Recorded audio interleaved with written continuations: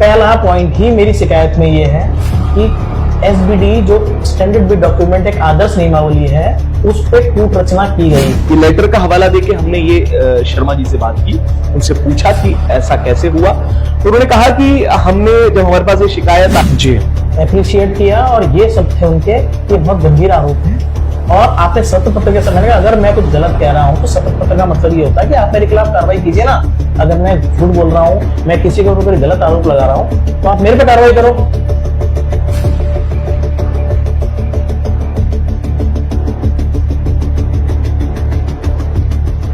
नमस्कार, मैं अमित गोदियाल और आप देख रहे हैं उत्तराखंड हलचल। तो फिर से एक बार हमारे साथ आरटीआई एक्टिविस्ट अनिल बलूनी जी साथ हैं, क्योंकि कुछ दिन पूर्व आपने देखा एक बड़ा मामला जो जेल की सिक्योरिटी से लेकर था और जिसका कार्य जो पीडब्ल्यूडी को मिला था, उसमें कुछ आरोप जो है और कुछ आरोप के पत्र अनिल बलूनी जी ने पीडब्ल्यूडी को भी दिए थे और चीफ सेक्रेटरी को भी दिए थे। पर 4 महीने बीत चुके हैं, ना तो जांच हो पाई है ना उसका उत्तर मिल पाया है। और आज हम भी पीडब्ल्यूडी जाते हैं, वहां के अधिकारियों से बात करते हैं और जानने की कोशिश करते हैं कि आखिर जांच में अब तक क्या निकल कर आया है। श्री अनिल बलूनी जी एक आरटीआई कार्यकर्ता है, उन्होंने आरोप लगाए थे, ये मेरे संज्ञान में है। तो इसके लिए हमने एक उनको श्री ओम प्रकाश जो हमारे मुख्यमंत्री स्तर 1 है मुख्यालय, उनको हमने जांच अधिकारी बना रखा है। जांच अधिकारी बना, जांच उनकी चल रही है अभी जी। तो कब तक सर कुछ उम्मीद? देखिए ऐसा है कि हाँ, मुझे अभी right now I don't remember कि हमने जांच कब दी थी, लेकिन हाँ इसमें थोड़ा सा बीच में जहाँ तक मेरी जानकारी है, जो मेरी बात हुई थी, कुछ एडिशनल इन्फॉर्मेशन शिकायतकर्ता द्वारा दी गई थी और बीच में थोड़ा सा उनके भी कुछ फैमिली इश्यूज थे श्री ओम प्रकाश साहब के, तो उस चक्कर में थोड़ा डिले हुआ है। बाकी मैंने जब मुझे पता लगा, कल परसों भी उन्होंने एक अपना दिया है कि इसको जल्दी खत्म किया जाए, तो मैंने उनको बता दिया है ओम प्रकाश साहब को कि इसको जल्दी खत्म कर दें। इस बीच में जो उनको इन्फॉर्मेशन कलेक्ट करनी थी, हल्द्वानी की इन्फॉर्मेशन भी थी, यहाँ की जहाँ जो उनके एएनएम के जो एससी हैं, एक्सेंस हैं, तो बीच में क्या हुआ कि उनके कुछ अपने फैमिली इश्यूज थे, तो उस चक्कर में नहीं हो पाई थी। कहा है मैंने उनको कि जल्दी से खत्म करके हम, ताकि हम शासन को भिजवा सकें। ठीक है। तो बलूनी जी, आज हम भी गए पीडब्ल्यूडी और तमाम जो अधिकारी हैं, जो एचओडी हैं, ईएनसी जो हैं, राजेश शर्मा जी, उनसे भी मुलाकात हुई। आपके कुछ आरोप थे वो भी हमने वहां पर रखे और उनसे भी जानना चाहा कि आखिर उनका कहना क्या है। सबसे पहला जो आरोप आपने हमें बताया था, लोगों को बताया था, वो ये था कि जो एचओडी है वो और जिस पे आरोप लगे हैं प्रमोद पाठक, वो मित्र हैं। ये आरोप आपने लगाया, इसलिए वो इस जांच को जल्दी नहीं कर रहे हैं। इस पर उन्होंने ये कहा है कि हाँ वो दोस्त है, 40 साल से मित्र है जी। पर उन्होंने ये भी बात कही है कि अगर कोई ऐसा गंभीर प्रकरण ऑन डॉक्यूमेंट्स आता है जी, तो वो जिस पद पर बैठे हुए हैं उस पद के साथ इंसाफ करेंगे और वो चीजें, उन्हें सजा जो भी कार्रवाई होनी है वो करेंगे। इस पर क्या कहेंगे आप? धन्यवाद गोदियाल जी, पहले तो आपका। दूसरी बात यह गोदियाल जी कि चलो ये हिम्मत भी उन्होंने करी, स्पष्ट बोला आपको 40 साल से मित्र हैं, एक बड़ी बात है। अगर वो एक्सेप्ट कर रहे हैं आपसे, भाई कैमरे के सामने तो नहीं किया होगा जी, पीछे अगर उन्होंने एक्सेप्ट किया तो बहुत अच्छी बात है। मेरा आरोप यही है, 40 साल से मित्र हैं, मित्रता वो अपनी पूरी निभा रहे हैं जी। अब उनका कहना गंभीर आरोप, तो मैं आपको बताता हूँ गोदियाल जी, मैं उनसे स्पेशली इस मामले में पूरे डॉक्यूमेंट्स के साथ, तारीख मुझे एग्जैक्ट ध्यान नहीं है, लेकिन पिछले महीने मैं उनके कार्यालय में उनसे लगभग 7 बजे करीब मिला था। तो उन्हें मालूम है ये प्रकरण? बिल्कुल मालूम है। पर एक प्रश्न मैं लेता हूं बलूनी जी, आपको इंटरप्ट कर रहा हूं। उन्होंने तो ये कहा है कि उन्होंने एक ओम प्रकाश जी को जांच अधिकारी बनाया है। उनका कहना यह है कि उन्हें इस मैटर के बारे में कुछ नहीं मालूम, जो जांच अधिकारी लिख के देगा वो उसके बाद डिसाइड करेंगे क्या होगा। पहले तो यही है। बिल्कुल, मैं यही कह रहा हूं, यही मित्रता है जी। उनको बहुत अच्छे से पूरी चीजों की जानकारी है। मेरे पास उनका व्हाट्सएप कन्वर्सेशन बहुत लंबा चौड़ा है। मैं उनसे कम से कम नहीं भी तो 8 से 10 बार मिल चुका हूँगा। जब ये शिकायत मैंने 31 दिसंबर 2024 को करी थी, तो मैंने डायरेक्ट शिकायत नहीं करी थी। मैं उससे पहले भी 2-3 बार ये मामला लेकर के उनसे मिला था। उन्होंने ही मुझे एडवाइस की थी, आप एक काम कर दीजिए, शिकायत कर दीजिए जी। तो मैंने करनी तो शिकायत दी थी जी, लेकिन मैं उनको ये देखना चाह रहा था पहले कि बातचीत करके अगर संज्ञान में आ जाए तो ये शायद स्वसंज्ञान लेकर के जांच स्टार्ट करते अपने लेवल पे जी, लेकिन ऐसा हुआ नहीं। तो उन्होंने क्या करा कि जब मैंने शिकायत दे दी, उसके बाद में इन्होंने उनसे जो है बातचीत करी जी, और बातचीत करने के बाद मैंने एक एक एविडेंस उनको दिया और एविडेंस देने के बाद मैंने उनको एग्जैक्टली एक एक क्रिमिनल ऑफेंस जो इस मामले में हो रखे हैं, अब क्रिमिनल ऑफेंस में क्या कह रहा हूँ, इस मामले में होता ऐसा है साहब कि प्रत्येक जो टेंडर होता है उसकी एक एसबीडी होती है, स्टैंडर्ड बिड डॉक्यूमेंट बोलते हैं उसको, और वो इनका एक तरह से आदर्श नियमावली टाइप की होती है। ये पता है उन्हें शर्मा जी को? 100% क्योंकि एसबीडी को लेकर भी देखिए, मैं एक एक चीज आपको इसलिए बता रहा हूं क्योंकि जब हम आज गए हैं तो ऑन कैमरा तो उन्होंने ये बातें नहीं की, पर जो पॉइंट्स आपने बताए थे एसबीडी के और एक जांच के, ये दोनों पॉइंट्स मुख्यतः हमने वहां पर पूछे। एसबीडी को लेकर उन्होंने कहा कि इस तरीके की कोई भी बात, क्योंकि टेंडर से रिलेटेड है, वो उस समय नहीं थे। जो एसबीडी थी वो भी नहीं मालूम उनको कि क्या उसमें लिखा हुआ था, क्या उसमें आप जो कह रहे हैं कि क्रिमिनल केस बनता है क्योंकि उसमें कुछ कूट रचना की है। अब ये पॉइंट, दो पॉइंट है। एक तरफ उन्होंने कहा है कि एसबीडी के बारे में नहीं मालूम क्योंकि उस समय जब ये टेंडर हुए वो वहां मौजूद नहीं थे। दूसरी चीज, उन्हें कुछ मालूम नहीं है, ये उन्होंने कहा जब एसबीडी के बारे में पूछा। ये तो बात सही है कि वो वहां मौजूद नहीं थे, लेकिन ऐसा है आपके गोदियाल जी, मालूम तो वहां पर मौजूद तो मैं भी नहीं था जी। मैंने जब डेटा सूचना अधिकार में मांगा और मैंने जब उसकी विवेचना की और जो तथ्य सामने निकल के आए तो मैंने उनको मार्क करते हुए वो तथ्य उनके सामने उनकी टेबल पे रखा। और खाली यही नहीं, जितनी मेरी शिकायतें थी मैं सबके अगेंस्ट एविडेंस लेकर के उनके पास गया था, अपनी शिकायत मैंने रखी, एविडेंस रखी और उन्होंने इसको अप्रिशिएट किया जी, अप्रिशिएट किया। और ये सब थे उनके कि बहुत गंभीर आरोप हैं। और आपने शपथ पत्र के समय अगर मैं कुछ गलत कह रहा हूं तो शपथ पत्र का मतलब ये होता है कि आप मेरे खिलाफ कार्रवाई कीजिए ना। अगर मैं झूठ बोल रहा हूं, मैं किसी के ऊपर गलत आरोप लगा रहा हूं तो आप मेरे पे कार्रवाई करो।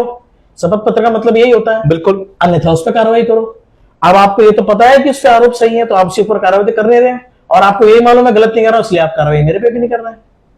दोनों में से एक काम कीजिए ना, या तो आप खुल के बोलिए कि मैं गलत बोल रहा हूं, मेरे खिलाफ आप एक मुकदमा सेटअप करवाइए ना, मैं तैयार हूं। लेकिन अगर मैं सही हूं तो आप उसके खिलाफ भी करिए ना, मेरा कहना है। और देखिए उसमें हो क्या रखा है, पहला पॉइंट ही मेरी शिकायत में यह है कि एसबीडी जो स्टैंडर्ड बिड डॉक्यूमेंट एक आदर्श नियमावली है उस पे कूट रचना की गई है जी। और पहले पॉइंट के एविडेंस में मैंने उनको एक सूचना अधिकार में दोनों पत्र लिए हैं। एक मैंने आदर्श इनकी जो एसबीडी है वो मंगवाई सर्टिफाइड, और जो उस कॉन्ट्रैक्ट में लगी हुई है एसबीडी वो भी मैंने सर्टिफाइड मंगवाई। दोनों को मैंने एनेक्स करके साथ में एनेक्स करके उनको दिए। शिकायत पॉइंट के साथ मैंने पेज नंबर तक खोले, पेज नंबर इसमें ओरिजिनल ये है और पेज नंबर इसमें ये अनुबंध वाली एसबीडी है। आप खोले, केवल आपको देखना है जी, आपको जरूरत भी नहीं है। और दोनों डॉक्यूमेंट जो है सर्टिफाइड है सूचना में। अच्छा, ये तो एसबीडी वाली बात रही कि जो सबसे गंभीर मामला है क्रिमिनल केस का। एक चीज और बताता हूं आपको, इसमें आईपीसी की 420 और उसमें आईपीसी की 468 कूट रचना जी, और दोनों बड़े गंभीर आरोप है। इसमें 3 अधिकारी शामिल है, उसमें साइंड है 3 अधिकारी की, एक एससी, एक एक्शन और एक ए जी। आप इन तीनों लोगों को बुला करके पहले ही, मेरे ख्याल से जो भी मेरी शिकायत है इसका पहला पॉइंट ही अगर सामने दिख रहा है आपको और ये चीजें दिख रही हैं तो आपको बुला करके जांच तो करते रहिए, आपको कोई दिक्कत नहीं है। लेकिन ये पहला मुद्दा ही बहुत बड़ा क्वेश्चनेबल है। आपको जब लग रहा है कि कुछ ऐसा और तुरंत मुकदमा दर्ज कराना चाहिए आपको कि आपके अधिकारी कर क्या रहे हैं। अच्छा, एक पॉइंट दूसरा जो बड़ा महत्वपूर्ण था, जिसको लेकर जो डॉक्यूमेंट्स आपने हमें दिए थे, वो डॉक्यूमेंट्स थे कि जब आपने शिकायत की जनवरी में, उसके बाद फरवरी और मार्च में जो ओम प्रकाश जी हैं जिनको अभी जांच अधिकारी बनाया है, पर ताज्जुब की बात यह है, एक मैटर है, इस मैटर में बड़ा सोचना और जो दिखाई दे रहा है उसमें यह है कि जनवरी और फरवरी में ओम प्रकाश जी जो तमाम अधिकारी हैं उनको कॉल करते हैं और उन्हें बुलाते हैं, एक मीटिंग तय करते हैं और इसी पूरे टेंडर को लेकर जो चीजें आरोप लगे हैं उसके लिए बैठक लेते हैं। वो आते भी हैं, 2 बैठकें होती हैं, एक जनवरी में एक फरवरी में। उसके बाद मार्च में उन्हीं ओम प्रकाश जी को जांच अधिकारी बना दिया जाता है। ये लेटर का हवाला देके हमने ये शर्मा जी से बात की, उनसे पूछा कि ऐसा कैसे हुआ, तो उन्होंने कहा कि हमने जब हमारे पास ये शिकायत आई तो विभागीय कार्यवाही चली और 2 बार बैठक हुई, तो उसके वो कारण था कि ये पहले जनवरी फरवरी में इन्होंने बुलाया उन अधिकारियों को और मार्च में नियुक्त किया गया जांच अधिकारी। ये इस तरीके की बात उन्होंने कही। तो अब ये क्या कहेंगे इस पर आप? देखो गोदियाल जी, जो मैंने आपको सूचना में जो मैंने लेटर आपको दिए, अगर आप उसको पढ़ेंगे वो बैठक नहीं है, वो बकायदा जांच कर रहे हैं जी। वो जज की सीट में बैठे हुए हैं। उस लेटर में क्लियर कट लिखा हुआ है कि ये जो अनियमितता बढ़ती है इसके संबंध में जांच है, कोई बैठक नहीं है, जांच लिख रहे हैं। मतलब वो उस समय पे बैठ करके इंटरोगेशन कर रहे हैं कि भाई कहाँ क्या क्या हुआ है, सब चीजें जानना चाह रहे हो, वो प्रॉपर जांच है जी। अगर ये जांच है और जैसे शर्मा जी कह रहे हैं कि हम करते हैं विभागीय, तो ऐसा कैसा कोइंसिडेंट है कि नॉर्मल प्रोसीजर में भी ओम प्रकाश जी बैठ करके जांच कर रहे हैं और जांच करते बाद में भी बन रहे हैं। लेकिन मैं बताऊं तो हुआ क्या है, इसमें इनके एंड पे बहुत बड़ी गलती हुई है जी। हुआ ये कि इसमें दोस्ती शब्द आ गया। शर्मा जी ने क्या करा, पहले इन्होंने जो मेरी शिकायत थी वो सही कह रहे हैं कि पहले इन्होंने इसको आकलन करना चाहिए इसमें क्या क्या चीजें हैं। इसके लिए क्या करा, उन्होंने अनऑफिशियली ओम प्रकाश जी को बोल दिया कि आप करो। ओम प्रकाश जी ने उसको ऑफिशियली पेज पे ले लिया और इन्हें यह मालूम नहीं था, कल की डेट में मैं सूचना में मांग लूंगा इसको। तो क्या हुआ, ओम प्रकाश जी ने ऑफिशियल एक चिट्ठी लिखी उन अधिकारियों को जिनको जांच के लिए बुलाना था, और ये लिखा है संबंधित प्रपत्रों के साथ आप मेरे पास इस डेट को यहाँ उपस्थित होंगे, बैठक नहीं है, उपस्थित होंगे जांच के संबंध में। वो अधिकारी आए, उसमें एक एससी लेवल का अधिकारी था, 2 एक्शियन थे, 3 अधिकारी उनमें बैठक में। मैंने आपको बैठक का विवरण, उपस्थिति विवरण, अगर ये अनऑफिशियल होता ना तो उपस्थिति वगैरह ये सब दिखाई गई होती, बकायदा उपस्थिति दिखाई गई। वो डॉक्यूमेंट लेकर के आए, वो कह रहे हैं एक पत्र में वो लिख रहे हैं कि पठनीय नहीं है, आप दोबारा आएंगे इस डेट पे लेकर के आएंगे, सब लेकर। वो तो कह रहे विभाग की ये चीजें होती हैं, ये विभाग करता है। विभाग करता है तो उसको जांच का नाम क्यों दिया पहले जी? जांच शब्द इस्तेमाल कर लिया ना उन्होंने। और ऐसा भी क्या कोइंसिडेंट है कि विभागीय काम भी जो है ओम प्रकाश जी कर रहे हैं, बाद में जांच अधिकारी ओम प्रकाश जी बन रहे हैं। वो तो कह रहे प्रमोद पाठक जी वहां पर मौजूद थे, उन्होंने कहा मेरे खिलाफ जांच है, इसके बाद ओम प्रकाश जी को बनाया गया, ये भी उनकी कहना है। गलत कह रहे हैं। ओम प्रकाश जी के लिए चिट्ठी मैंने ही लिखी थी वो प्रमोद पाठक जी के लिए कि इनको किसी भी तरह पार्ट ना बनाया जाए। और ये उस स्तर पे तो हो ही नहीं सकते क्योंकि ओम प्रकाश जी तो लेवल 1 अधिकारी हैं और वो लेवल 2 अधिकारी हैं, तो कैसे जांच कर सकते थे? और अपनी जांच अपने आप को खुद करता है क्या? अच्छा, ये भी बात, आप पॉइंट यही वाला आ जाता है। हाँ। एक जियो का हवाला जिसका आपने जिक्र किया कि जियो है, शासनादेश है, उसमें कहा गया है कि कोई भी अधिकारी जिसके ऊपर जांच हो रही है उससे 2 स्तर जो ऊपर का अधिकारी वो जांच करेगा। वो ये कहते हैं कि ये शासन की जांच नहीं है, ये विभागीय जांच है, तो इसलिए ये जो जियो है वो उस पर लागू नहीं होता। अगर शासन पे जब ये चीजें आएंगी, शासन हमें निर्देशित करेगा, उसके बाद हम करेंगे। उन्होंने कहा कि मैंने कहा आपको अधिकारी होना चाहिए था, उन्होंने कहा मैंने ओम प्रकाश जी को अपना वो बनाया इसमें जांच अधिकारी, तो ये जियो शासन का मामला नहीं है। अभी शासन ने, मैंने कहा ये भी उनसे पूछा कि शासन ने 3 बार रिमाइंडर दिया है, तो उन्होंने कहा कि बहुत सारे कार्य और होते हैं, कभी की जिस जो अधिकारी वहां पर है उनकी शादी थी, कभी कुछ स्वास्थ्य 15 दिन हॉस्पिटलाइज थे शायद ओम प्रकाश जी की कुछ रिलेटिव। उन्होंने ये भी कहा कि ह्यूमैनिटेरियन ग्राउंड में क्या ये चीजें वो हैं कि इतने, क्योंकि ऐसा नहीं होता कि अगर किसी ने कोई शिकायत करी है तो उसके अगले दिन ही रिपोर्ट मिल जाए, ये सब कहना है उनका। देखो गोदिया जी, जहां तक वो बात कर रहे हैं शासन की, शासन का आदेश होता है और वो आदेश जियो जो होता है वो सब विभागों पे एप्लीकेबल होता है। आप उस जियो का पढ़ेंगे तो वो सब विभागों पर लागू होने के लिए शासन आदेश होता है। वो शासन आदेश शासन के लिए नहीं होता, केवल शासन के अंदर जितने भी विभाग आते हैं सब पे वो जियो लागू होता है। ये तो समझदारी कमी है। मेरे को यहीं पे योग्यता में शक होता है, इन्हें ये शासन आदेश का अर्थ मालूम नहीं है क्या? जो जियो शासन ने निकाल दिया है वो सब पे लागू होगा, जो शासन के अंदर जो भी विभाग आते हैं वो इन पे भी लागू होता है। उसमें स्पष्ट लिखा हुआ है या तो जो शीर्ष अधिकारी है वो स्वयं जांच करेगा, अगर उस जांच को कहीं और ट्रांसफर कर रहा है तो ये ध्यान रखे कि जिस व्यक्ति की जांच होनी है उससे 2 स्तर ऊपर का अधिकारी होना चाहिए जो उस जांच को करेगा। ऐसा ना हो कि उससे 2 स्तर उससे नीचे का अधिकारी है तो उसके प्रभाव में आ जाएगा वो।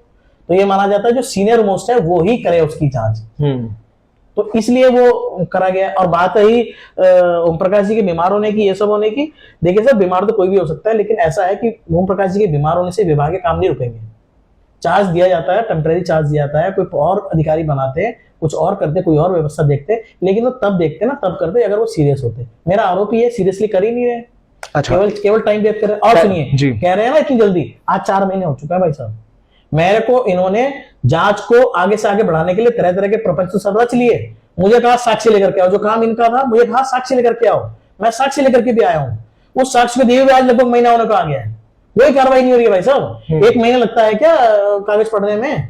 मैंने उसको, अगर आप जांच वो साक्ष्य देखें कैसे बना के दिया है, पहले कॉलम में मैंने शिकायत लिखी है, दूसरे कॉलम में पूरा शिकायत का विवरण खोला है, और तीसरे कॉलम में मैंने एनेक्सर बना करके पृष्ठ संख्या खोली है।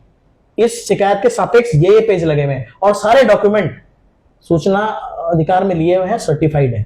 आप एक बार देखने का कष्ट तो करो। मैं श्योर हूं इनको, ना राजेश शर्मा जी को ना ओम प्रकाश जी को आज तक इन्होंने पूरी शिकायत पढ़ी भी नहीं है जी। मैं गारंटी से कहता हूं आपको इस बात। तो आपने तो पढ़ाई है, आप तो गए हैं दोनों के पास, आप बता रहे हैं। मैं तो एक उनको दिखाया कि मेरी शिकायत क्या है, मैंने उनको दिखाया आरोप क्या है, मैंने उनको दिखाया ये साक्ष्य है। तो मुकर क्यों रहे हैं फिर ये? मैं कह रहा हूँ दोस्ती, फिर वही बात मैं कह रहा हूँ, शर्मा जी दोस्ती निभा रहे हैं, फर्क बस इतना है, शर्मा जी दोस्ती निभा रहे हैं और मैं अपना फर्ज निभा रहा हूँ, यही काम हो रहे हैं।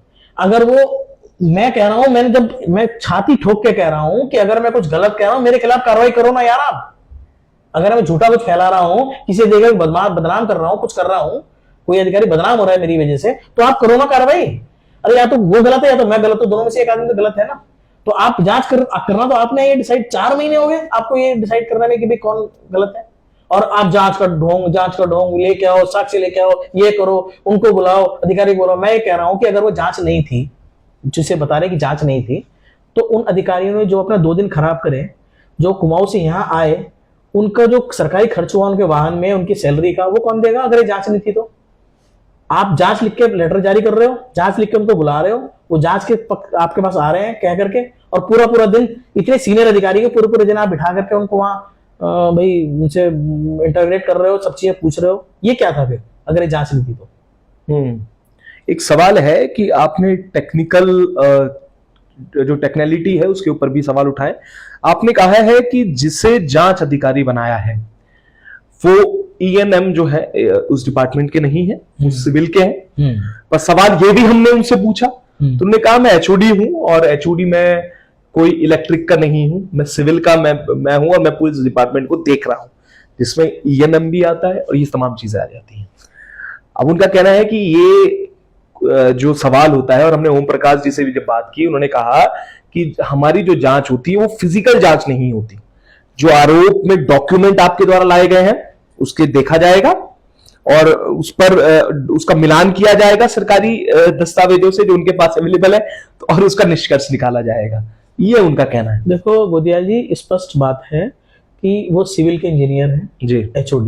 एचओडी तो सिविल का हो सकता है, कोई प्रॉब्लम नहीं है, लेकिन जिस आदमी ने कागज जांचने हैं ना, वो अंडरस्टूड है कि उसे इलेक्ट्रॉनिक की नॉलेज होनी ही चाहिए, उसे मैकेनिकल की नॉलेज होनी ही चाहिए।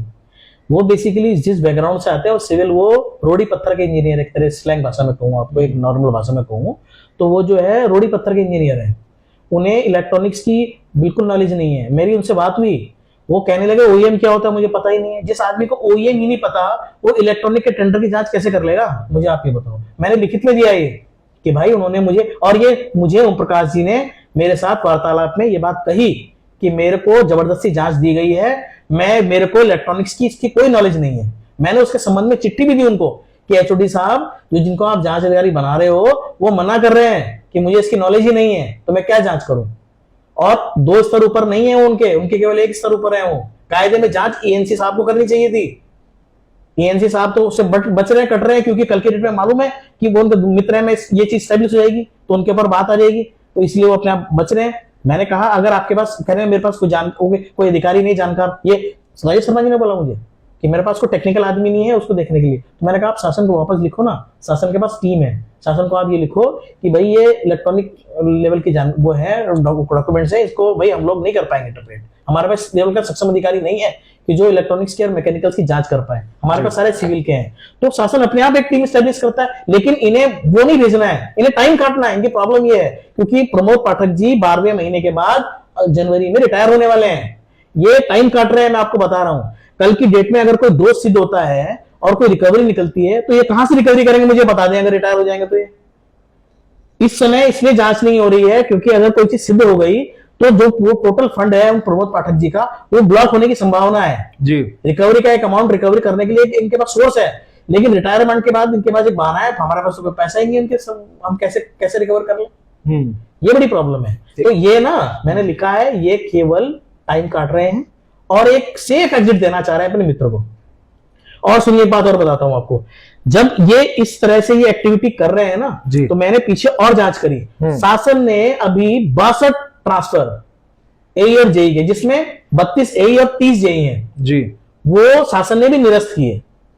जब मैंने उसको डेटा पढ़ा ना, तो उनमें साइन करने वाले बहुत सारे साइन इनके और के हैं, और उनके जो साथी हैं प्रमोद पाठक जी के, उसमें कई जगह पे अधिष्ठान के अध्यक्ष, अधिष्ठान के हेड जो हैं वो आपके राजेश शर्मा जी हैं जी। कई बार अधिष्ठान में जो हेड कर रहे हैं वो प्रमोद पाठक जी कर रहे हैं, और ईएनसी राजेश शर्मा जी हैं। और उसमें आरोप केवल इतना ही नहीं लग रहा है, उसमें बहुत बड़ा जो खेल हुआ है वो पैसे का खेल हुआ है। ये मैं बहुत जल्दी खुलासा करूंगा। मेरे पास फोन आए हैं लोगों के जिनके ट्रांसफर हुए हैं, जिनको ट्रांसफर हुए और जिनसे पैसे लेकर के ट्रांसफर किए गए। मेरा खुला आरोप है इनके ऊपर, ये पैसे लेकर के ट्रांसफर किए हैं इन लोगों ने। और इन लोगों की वैसी मित्रता तो है ही कॉलेज फ्रेंड की, इन लोगों की आर्थिक मित्रता भी है। ये बात कहीं ना कहीं निकल के आ रही है। और शायद यही बात देखते हुए शासन ने इस पूरे प्रोसेस को निरस्त भी किया है। हाई कोर्ट ने बकायदा इसमें फाइंडिंग में लिखा है, एक बात ईएनसी की भूमिका पे सवाल उठाया उन्होंने। अगर ऐसा होता, जब ये कैंसिल हो गए तो ये जो कर्मचारी जिन लोगों का रिटायरमेंट और ट्रांसफर कैंसिल हुआ, ये लोग हाई कोर्ट गए, हाई कोर्ट ने भी उसको कैंसिल कर दिया और उस पर बकायदा ईएनसी पर टिप्पणी लिखी हुई है।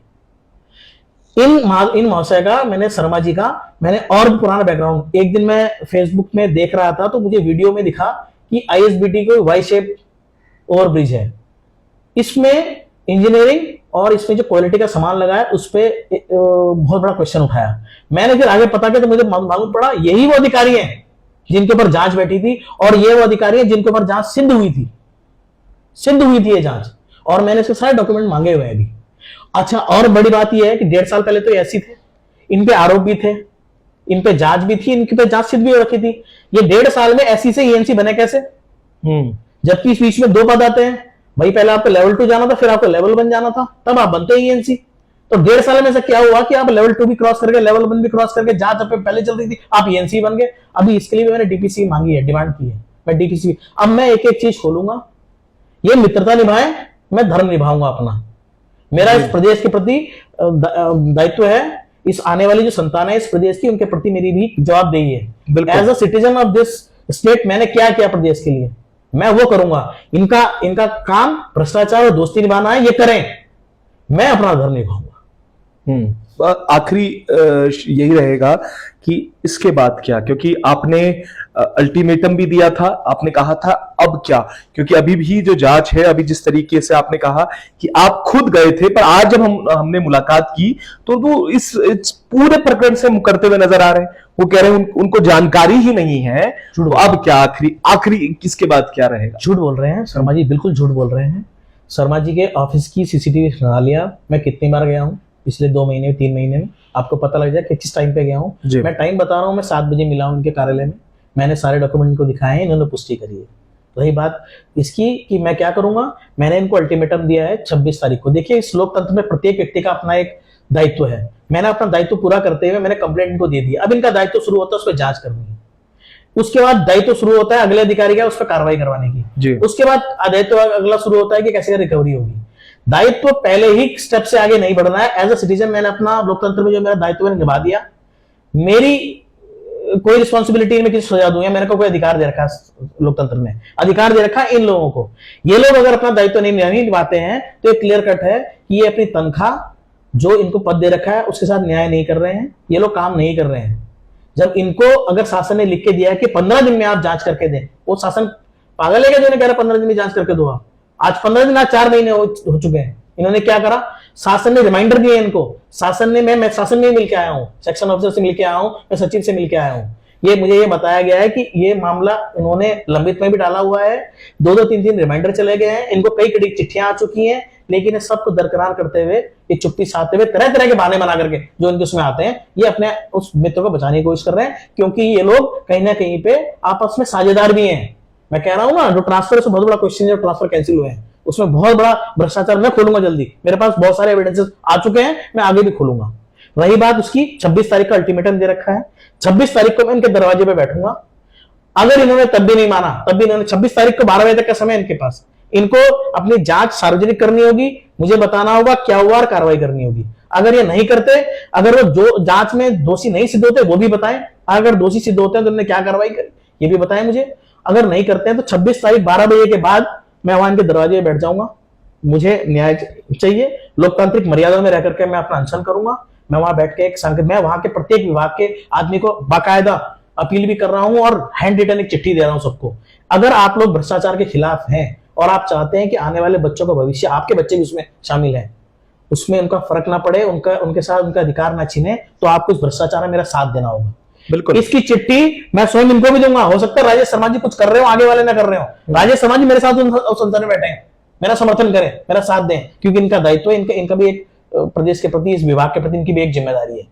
तो as a citizen of this state मेरा कर्तव्य मैंने निभा दिया है, आगे की जिम्मेदारी इन लोगों की है। जो जो अपनी जिम्मेदारी नहीं निभाएगा उसको क्वेश्चन उन पे होंगे, और अगर ये इतने सब के बाद भी बेशर्मी की हद भी पार कर देते हैं तो इसके बाद मैं इन सबको पार्टी बना के न्यायालय ले जाऊंगा, न्यायालय में इन सबको खड़ा करूंगा और ये सबके सब बराबर के दोषी बिल्कुल इस तरह से इनको प्रेजेंट किया जाएगा वहां पर, और इनके कुकर्म जो कर रहे हैं ये रखे जाएंगे जी। तो अब देखना है, क्योंकि एक तरफ जिस तरीके से जो अनिल बलूनी उन्होंने कहा है कि वो अपना जो फर्ज है वो निभा चुके हैं, अपनी जो सारी शिकायतें हैं और जो स्टेप्स करने थे वो कर चुके हैं, और एक बड़ा बात भी उन्होंने कही है कि एक म्यूचुअल जो ट्रांसफर किए गए हैं वो भी एक बहुत बड़ा मामला इसमें निकल कर आया है। अब देखना है कि जब ये मामला खुलेगा, जिस तरीके से पैसे लेकर ट्रांसफर किए गए हैं उसकी बात अगर जब सामने आएगी तो क्या होगा, और शासन के 3 रिमाइंडर के बाद भी जो जांच है वो ज्यों की त्यों अटकी हुई है। अब देखना है 26 तारीख का एक तरफ अल्टीमेटम, उससे पहले